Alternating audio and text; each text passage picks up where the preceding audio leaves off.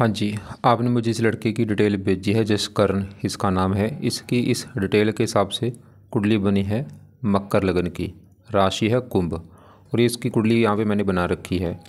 जो देखो जी, आपका मेन सवाल है वो है विवाह को लेके कि आप इस लड़के के साथ विवाह करना चाहती हैं, कि विवाह अगर होता है आगे जीवन कैसा रहेगा। मतलब मेन आपका है कुंडली मिलान को लेके। अब आपकी मैंने पहले कुंडली बनाई है और अभी इस लड़की की कुंडली में बनाऊँगा। जब देखो जी, जब कुंडली मिलान होती है लड़के लड़की की, तो 3-4 पॉइंट नोट होते हैं। पहला पॉइंट होता है कि गुण कितने आ रहे हैं। गुण होते हैं 36, टोटल गुण 36 होते हैं और कम से कम 18 गुण होने चाहिए।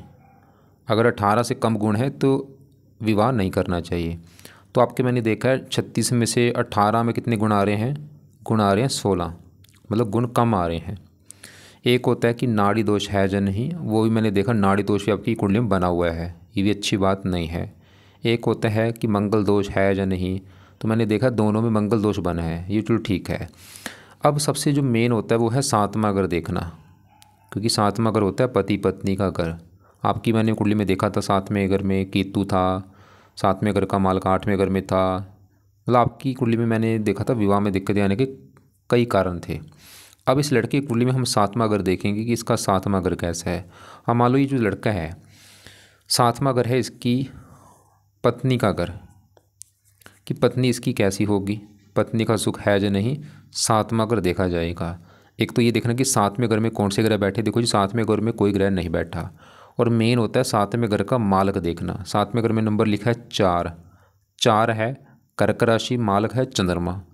तो इस लड़के की पत्नी के लिए 7वें घर के मालक चंद्रमा को देखना पड़ेगा कि चंद्रमा अच्छा है या बुरा है। दूसरा शुक्र होता है। जो भी लड़के होते हैं, लड़कों की कुंडली में शुक्र होता है पत्नी का कारक। ये पत्नी का भी कारक होता है, विवाह का भी कारक होता है, 7वें घर का भी कारक होता है, प्रेम का भी कारक होता है। तो इसका शुक्र भी देखना पड़ेगा इसकी पत्नी के लिए। इसके अलावा मंगल दोष जो बना है उसको भी देखना पड़ेगा। मतलब 3 ग्रह देखने पड़ेंगे, 7वें घर के मालक चंद्रमा को, शुक्र को, और मंगल दोष जो बना है उसको। अब सबसे मेन में है 7वें घर का मालक चंद्रमा, कि ये कुंडली में अच्छा है या बुरा है।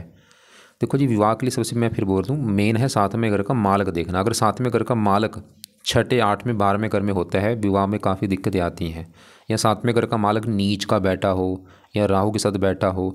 अब इस लड़के का 7वें घर का जो मालक चंद्रमा है वो बैठा है दूसरे घर में, जो कि चलो अच्छी बात है, घर ठीक है। दूसरा घर होता है धन का घर, परिवार का, वाणी का। अब चंद्रमा बैठा तो दूसरे घर में है, ठीक है चलो, लेकिन यहाँ पे ये बैठा है शनि के घर में। ये जो 11 लिखा है शनि का घर है, और ये शनि को अपना दुश्मन मानता है। और दूसरा, ये 7वें घर को पहला घर माने। इस घर को पहला घर 1 2 3 4 5 6 7 8 अपने घर से 8वें घर में बैठा है। कोई भी ग्रह अपने घर से 8वें घर में हो वो भी अच्छा नहीं माना गया। मतलब चंद्रमा जो है सवाल की 7वें घर के लिए अच्छा है या बुरा है। चंद्रमा देखो जी, मतलब थोड़ा बहुत दिक्कत देगा 7वें घर को लेके। मतलब पत्नी जाके 8वें घर बैठी, अपने घर से 8वें घर में है। मतलब थोड़ा सा विवाह में देरी होना, हल्का सा मनमुटाव होना, ज़्यादा नहीं मैं बोलूँगा, थोड़ा सा। मतलब चंद्रमा ये दिखा रहा है कि थोड़ा सा पत्नी से मनमुटाव या विवाह में देरी होगी। लेकिन चंद्रमा देखो जी 7वें घर का मालक होके कहाँ बैठा है, धन के घर में। मतलब पत्नी चलेगी धन। चंद्रमा ये दिखा रहा है कि इस लड़के की पत्नी आने के बाद इसके जीवन में धन आना शुरू होगा। पत्नी धन घर में बैठी, जहाँ इसकी जो पत्नी है वो धनी होगी या वो धन कमाने वाली होगी, कुछ ना कुछ तो होगा। जहाँ पत्नी धन कमा के देगी या पत्नी आने के बाद इसके जीवन में धन आना शुरू होगा, या पत्नी वैसे धनी होगी, लेकिन थोड़ा सा विवाह में देरी होगी और हल्का सा थोड़ा सा मनमुटाव होगा, ज़्यादा नहीं। लेकिन अभी आपको मैंने क्या बोला है कि इसके कम से कम 3 ग्रह देखने पड़ेंगे विवाह के लिए, और मेन है शुक्र का देखना। अब देखो जी, शुक्र को भी समझ लो। जो भी लड़के हैं, मैंने अभी आपको क्या बोला है, शुक्र है पत्नी का कारक। अगर शुक्र अच्छा है जिसका लड़के का, उसको विवाह का सुख अच्छा मिलता है, पत्नी का सुख अच्छा मिलता है। अब इसका शुक्र जो है सवाल की अच्छा है या बुरा है, तो शुक्र इसका है कुंडली में बहुत बड़े लेवल पे अच्छा, जो कि अच्छे फल देगा। क्यों अच्छा है? शुक्र जहाँ बैठा है ये है 10वां घर। 10वां घर पहले समझो किसका है। 10वां घर इस लड़के के काम काज का घर है। जो लड़का नौकरी कारोबार जो करेगा, 10वां घर देखा जाएगा। 10वां घर इस लड़के के पिता का घर है। 10वें घर से सरकारी नौकरी देखी जाती है, मान प्रतिष्ठा देखी जाती है। और फार्मूला है 10वें घर का मालक देखा जाए। 10वें घर में नंबर लिखा है 7, 7 है तुला राशि, मालक कौन है? शुक्र। अब शुक्र कहाँ बैठा है? इसी घर में। तो उसका शुक्र अभी आपको मैंने बोला है कि अच्छा है। क्यों अच्छा है? क्योंकि ये 10वां घर शुक्र का ही घर है, ये अपने घर में बैठा है। ये जो 7 है तुला राशि इसी की राशि है, अपनी राशि में होने की वजह से शुक्र अच्छा है। अब क्या अच्छे फल देगा शुक्र? एक तो इसके 10वें घर को अच्छा कर देगा। 10वां घर काम काज, शुक्र इस लड़के के काम काज के लिए अच्छा है। 10वां घर पिता, पिता के लिए अच्छा है। सरकारी कामों के लिए अच्छा है। मान प्रतिष्ठा अच्छी दे देगा। और शुक्र एक और घर का मालिक इस 5वें घर का, क्योंकि 5वें घर में 2 लिखा है, इसका भी मालिक शुक्र है। और 5वां घर है इस लड़के की पढ़ाई का घर, शुक्र इसको पढ़ा लिखा बनाएगा। 5वां घर संतान का है, संतान का सुख अच्छा दे देगा। 5वां बुद्धि, बुद्धिमान होगा लड़का। और शुक्र है कारक विवाह का, तो शुक्र इसको विवाह का सुख अच्छा दे देगा, पत्नी का सुख अच्छा दे देगा। बल्कि पत्नी आने के बाद इसका काम काज लड़के का और चलेगा, काम काज इसका बढ़ जाएगा। और हो सकता पत्नी भी इसकी काम काज करने वाली हो, क्योंकि शुक्र काम काज घर में बैठा है। तो आपको अभी मैंने क्या बोला है, पत्नी के लिए 7वें घर का मालिक चंद्रमा देखना, वो हमने देखा। शुक्र देखना, वो भी देखा। और शुक्र इसका है बहुत अच्छा। और शुक्र हो और भी अच्छे फल दे रहा है। अब जो मंगल है ये बैठा है 8वें घर में, इसकी वजह से बना है मंगल दोष। जब देखो जी कुंडली में मंगल दोष बनता है। अब मंगल दोष क्यों बनता है वो समझो। मंगल जब भी किसी कुंडली में पहले घर में हो, चौथे घर में हो, 7वें घर में, 8वें घर में या 12वें घर में हो, इन घर में जब मंगल बैठता है मंगल दोष बनता है। अब मंगल दोष का नुकसान क्या होता है? 2 नुकसान होते हैं। एक तो विवाह में देरी करता है ये, दूसरा विवाह के बाद थोड़ा सा पति पत्नी में लड़ाई झगड़े भी कराता है। तो इस लड़की की कुंडली में मैंने अभी आपको मैं रिपीट कर दूं कि इस कुंडली में इसका मतलब इसको विवाह का सुख मिलेगा या नहीं। तो तीनों हमने देखा। शुक्र तो दिखा रहा है कि इस लड़के को विवाह का सुख मिलेगा बहुत अच्छा।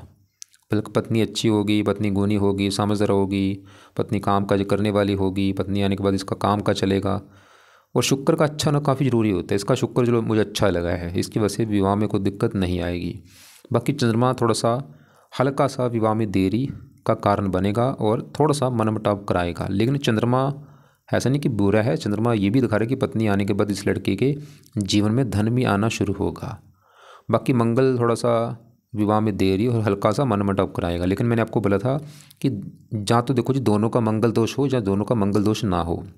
आपकी कुंडली में मैंने देखा आपका भी मंगल 8वें घर में बैठा है, तो यहाँ पे मंगल दोष वैसे भंग हो चुका है। तो ये मतलब मंगल दोष वाला ज़्यादा वैसे इतना बड़ा कारण बनेगा नहीं। तो कहने का मतलब ये है कि अगर आपका सवाल है कि विवाह करना चाहिए या नहीं, बिल्कुल आप विवाह कर सकती हैं, कोई ऐसी ज़्यादा दिक्कत नहीं आएगी। बाकी आपकी कुंडली में हाँ दिक्कत आने के कारण हैं, कि आपके तो मैंने देखा था 4-5 कारण बने हैं। आपके 7वें घर में केतु है, 7वें घर का मालिक, 8वें घर, आपके मतलब कई कारण हैं। इस लड़के की कुंडली में इतना कारण मुझे नहीं देखा कोई। तो विवाह आप जरूर करो, लेकिन देखो जी उपाय जरूर करने हैं। ऐसा मत सोचना कि उपाय नहीं करने, उपाय जो आपकी कुंडली के हिसाब से आपको मैंने बोले हैं वो आप उपाय करो। और इस लड़के की कुंडली में हिसाब से जो उपाय है वो भी आपको मैं बता देता हूँ क्या क्या उपाय हैं। अब एक तो इस लड़की ने उपाय करना है कि जो लड़का है, क्योंकि शुक्र इसका है तो अच्छा, लेकिन ये देखो जी 0 डिग्री का बैठ, इसमें बल ही नहीं है, इसके बल को बढ़ाना पड़ेगा। 0 को हमने करना है 15। तो शुक्र का बल बढ़ाने के लिए 2 उपाय हैं। पहला उपाय है ये लड़का शुक्र का हो सके तो मंत्र याप कर लिया करें। और वैसे भी शुक्र प्रेम का कारक होता है, अगर अपने प्रेम विवाह करना है उसके लिए भी अच्छा है। तो शुक्र का मंत्र ये लड़का अपना शाम को बैठ के या रात को बैठ के रोजाना चाहे 1 माला चाहे 2 माला कर ले। कब तक करना है? जब तक आपका विवाह नहीं हो जाता। और वैसे भी इसकी देखो शुक्र की अभी दशा भी चल रही है, अंतर्दशा। ये 5वां महीना 23 से चली हुई है और जनवरी अभी 26 में ख़त्म हो जाएगी, 3-4 महीने के बाद। तो शुक्र का ये मंत्र करेगा, इसका मतलब शुक्र है तो अच्छा, बस अच्छे फल जो है वो बढ़ जाएंगे। मतलब मंत्र करने से क्या होगा, अच्छे फल दे रहा है ये, अच्छे फल का जो लेवल है वो बढ़ जाएगा। तो शुक्र का अगर ये कर सकता है मंत्र कर ले, ओम शुम शुक्राय नमः। दूसरा है इसका शुक्र का रत्न धारण कर ले लड़का। रत्न देखो जिसके कई रत्न होते हैं, जैसे डायमंड हो गया, ओपल कर ले, या वाइट टोपाज कर ले, या जरकन कर ले। इनमें से कोई एक रत्न लेके धारण कर ले शुक्ल पक्ष के पहले शुक्रवार को। अब क्योंकि मैंने बोला था 7वें घर का मालिक चंद्रमा मतलब सामान्य मात्रा में ठीक है। चंद्रमा का देखो जी अब सवाल कि चंद्रमा के लिए लड़का क्या करे। अब चंद्रमा के लिए इसको मैं 2 उपाय बोल देता हूँ। चंद्रमा का पहला उपाय है ये लड़का चंद्रमा का भी मंत्र याप कर ले, चाहे 1 माला कर ले, 2 माला कर ले, और ये करना है सुबह का टाइम। और बाकी देखो जी इसके देवता हैं शिव जी। अगर ये शिव जी की पूजा उपासना कर सकता कर ले, नहीं तो चंद्रमा का मंत्र जरूर कर ले। और अभी ये भी मंत्र भी कब तक करना है, जब तक इसका विवाह नहीं हो जाता। और चंद्रमा का मंत्र इस लड़के ने शुरू करना है सोमवार के दिन। संकल्प लेके शुरू करे, संकल्प ले ले कि हे चंद्र देवता जी, मेरा नाम ये है, मेरी जात ये है, गोत ये है, आप मेरी कुंडली में है 7वें घर के मालक, जो कि है विवाह का घर, और मैं चाहता हूँ मेरे विवाह में कोई दिक्कत ना आए, इसलिए आपका मैं रोजाना मंत्र या भी करूँगा। वैसे आपने मुझे बोला था आपने नवंबर में विवाह करना है, वैसे कर लो, कोई दिक्कत है नहीं, क्योंकि शुक्र की दशा है, इसमें विवाह हो जाता है। वैसे मेरे हिसाब से शुक्र की दशा में आप विवाह कर ही लो, जनवरी तक ये दशा, इसमें इससे पहले पहले आप विवाह कर लेना। यहाँ पे देखो जी, मैं ऐसा नहीं बोलूँगा कि लड़के को ये मंत्र करने ही करने हैं, चाहे करे भी, चाहे देखो चाहे ना भी करे, कोई बात नहीं। अब इसका यहाँ पे जो मंगल दोष बने सवाल की, इसके लिए क्या करना है। मंगल, वैसे मैंने बोला था मंगल दोष भंग हो चुका है, फिर भी मंगल दोष के लिए सबसे जो बेस्ट है, ये लड़का हनुमान जी की पूजा उपासना कर ले, हनुमान जी के पाठ पढ़ लिया करे, क्योंकि मंगल जो है ये एक देवता है, इसका भी आगे देवता है हनुमान जी। तो हनुमान जी के अगर पाठ पढ़ते ये दोष खत्म होगा। बाकी देखो जी, मैं लास्ट में फिर बोल दूँ, मान लो आपने, अभी आपका सवाल ये होगा कि भाई विवाह के बाद जीवन कैसा रहेगा। अभी एक बार इसकी मैं पूरी कुंडली को दोबारा देखूंगा, सभी ग्रह एक बार नोट कर देख लेते हैं कि बाकी ग्रह इसके कैसे हैं। बाकी फिर भी आपको मैं ये बोल रहा हूँ कि आपकी कुंडली मैंने जो देखी है उसमें दिक्कतें आने के कारण हैं, ये तो कन्फर्म है। चाहे आप इस लड़के से विवाह करो, चाहे जिससे मर्जी विवाह करो, दिक्कत आपकी कुंडली में ये दिख रही थी कि आपका विवाह में दिक्कत आपको आएगी, क्योंकि उसके देखो जी 5 कारण मैंने देखे हैं। तो आप अपनी कुंडली के हिसाब से जो उपाय मैंने बोले हैं वो ज़रूर करो। बाकी आपने मुझे बोला था आप सिख धर्म से हैं, अगर वो उपाय नहीं करने, अपने सिख धर्म को सही ढंग से फॉलो करो। अब इसकी एक बार सभी ग्रह में इसके लड़के को देख लेता हूँ, बाकी ग्रह इसके कैसे हैं। अभी देखो जी, हमने पहले इसका शुक्र देखा, जो कि मैंने आपको बोला बहुत अच्छा है, क्योंकि अपने घर में बैठा है। क्या अच्छे फल देगा शुक्र, ये शुक्र इसके काम काज के लिए अच्छा है, पिता के लिए अच्छा है, सरकारी कामों के लिए अच्छा है, मान प्रतिष्ठा अच्छी दे देगा।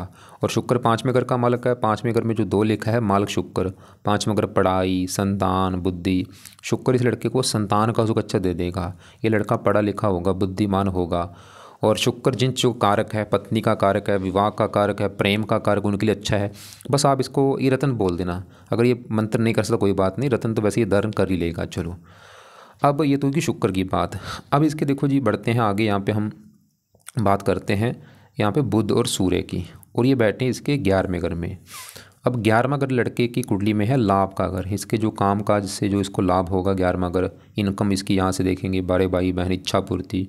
और फार्मूला है 11वें घर का मालक देखा जाए, 11वें घर में लिखा है 8, मालक है ये मंगल।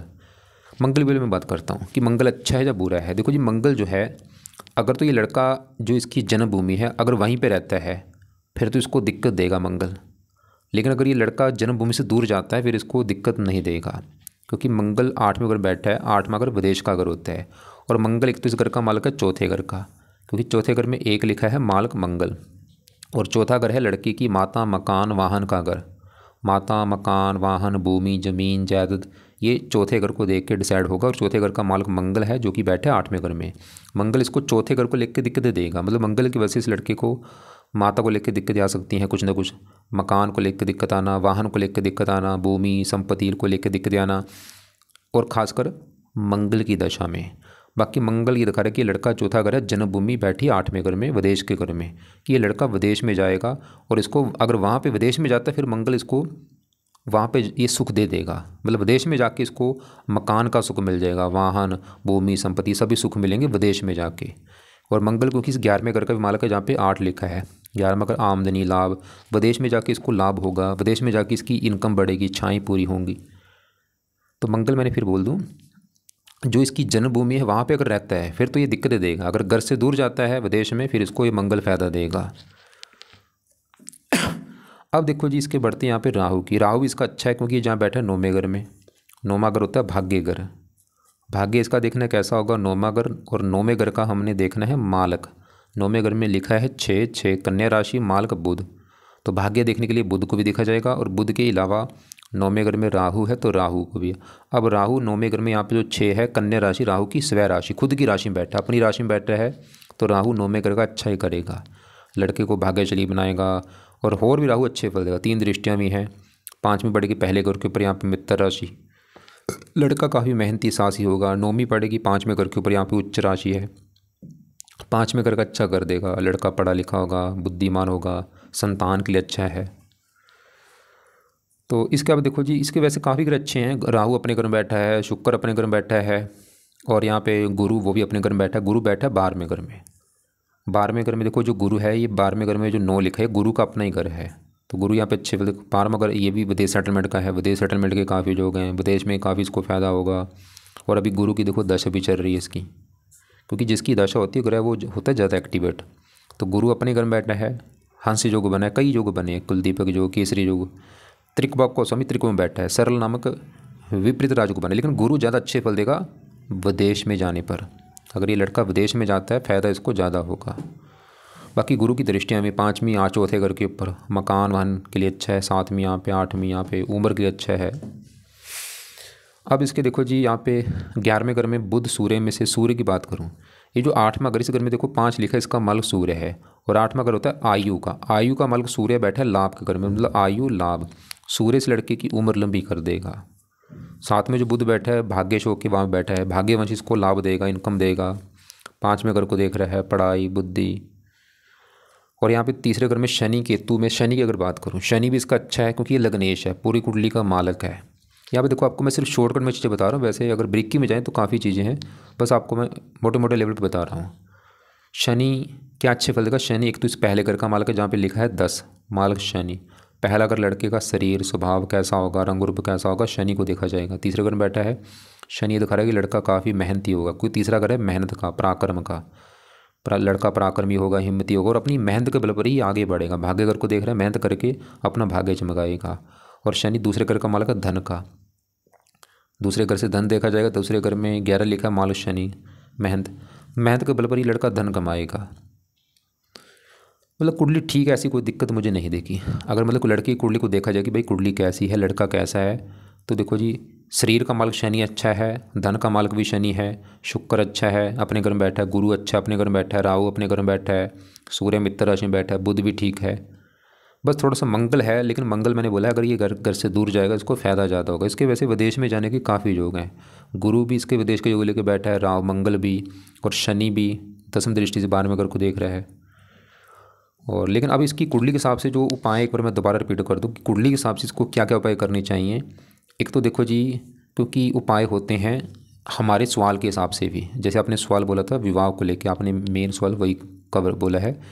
अब अगर आप चाहती हैं कि आपके विवाह में आगे कोई दिक्कत ना आए, वो तो आपको मैंने फिर बोलूँगा कि आप अपनी कुंडली के हिसाब से उपाय जरूर करना। बाकी इस लड़के कुंडली के हिसाब से जो उपाय अगर बनते हैं, ये लड़का क्या करे कि ऐसी कोई आगे मतलब विवाह में दिक्कत ना आए, तो इसके हिसाब से एक तो ये चंद्रमा के उपाय कर ले, जिसमें से मैंने बोला चंद्रमा का मंत्र कर सकता है, चाहे 1 माला करे या 2 माला सुबह के टाइम, ओम सोम सोमाय नमः। और इसके देवता शिव जी हैं, उसके कोई मंत्र जाप कर ले। दूसरा है मंगल दोष के लिए, वैसे तो मंगल दोष भंग हो चुका है, फिर भी मंगल दोष के लिए लड़का हनुमान जी की पूजा उपासना कर सकता है, हनुमान जी का कोई ना कोई पाठ पढ़ ले। और बाकी शुक्र का ये रत्न धारण कर ले, और अगर शुक्र का मंत्र कर सकता वो भी अच्छी बात है। जहाँ जब तक ये इसका विवाह नहीं हो जाता, मैं तो बोलूँगा कर ले, ज़्यादा अच्छा होगा। शाम को बैठ के चाहे 1 माला चाहे 2 माला, चाहे वैसे माला से नहीं करना, वैसे 10 या 20 मिनट बैठ के इसका मंत्र जो है ओम शुम शुक्राय नमः वो जप लिया करे। और एक इसके ऊपर देखो जी, गुरु की जो दशा है वो तो चलो ठीक है अपने घर बैठा है, शुक्र की दशा वो भी अपने घर में बैठा है, लेकिन इसके ऊपर एक चल रही शनि की साढ़ेसती। और साढ़ेसती जब आती है ये थोड़ा सा लाइफ में दिक्कतें पैदा करती है। इसकी अभी साढ़ेसती ढाई पिछले 5.5 साल हो चुके हैं चली को, बस ये 2 साल की पड़ी है, 2 साल के बाद साढ़ेसती इसकी ख़त्म हो जाएगी। और साढ़ेसती भी किसकी होती है, शनि की होती है। तो इसको मैं बोलूँगा अगर ये लड़का साढ़ेसती चाहता है कि भाई ये दिक्कत ना दे, तो इस शनि चालीसा को पाठ रात को पढ़ लिया करे। तो इसकी कुंडली के हिसाब से देखो जो उपाय हैं, शनि साढ़ेसती चल रही इसलिए मैंने ये शनि चालीसा का पाठ बोला है, और मंगल दोष के लिए हनुमान जी के पाठ बोले हैं, और विवाह के लिए शुक्र का मंत्र और शुक्र का रत्न, और चंद्रमा का भी उपाय इसलिए बोले ताकि विवाह में कोई दिक्कत ना आए। और रत्न इसको देखो जी एक ही बोला मैंने, शुक्र का रत्न धारण कर ले। बाकी आपने जैसे बोला था कि आप है सिख धर्म से, तो वही देखो जी मैं बात फिर लास्ट में बोलूँगा कि अगर ये लड़का सिख धर्म से है, फिर इसको मैं बस यही बोलूँगा कि भाई अगर आप सिख धर्म से हैं तो सिख धर्म को सही ढंग से फॉलो करो। रोजाना सिख धर्म के जो पाठ है वो पाठ पढ़ो सुबह शाम। फिर आपको ये कोई पाठ, कोई शुक्र, कोई मंगल, कोई हनुमान जी, इनके पाठ करने की ज़रूरत नहीं है अगर आप अपने सही ढंग से अपने सिख धर्म को फॉलो करते हो। रोजाना गुरुद्वारे जाओ, नित्य करो, सिमरन कर लो, फिर आपने ये कोई पाठ पूजा नहीं करने। बाकी देखो जी दोनों कुंडलियों की आप ऐसे करना, आपको लग रहा है कि अभी भी भाई कोई बात समझ नहीं आ रही, आप मुझे कॉल करके पूछ लेना, जो आपने पूछना है या कोई आपके सवाल बचे हैं कॉल करके मुझे पूछ लेना। और अगर ये लड़का कोई काम करना चाहता है, इसको मैं बोलूँगा शुक्र के काम करो, इसमें फ़ायदा आपको ज़्यादा होगा, क्योंकि जो 10वां घर काम काज का घर है, इस घर का मालिक है शुक्र। तो शुक्र के जो काम है वो आपको मैं लिख के भेज भी दूँगा, आप मुझे बोल देना कि शुक्र के काम लिख के भेज दो।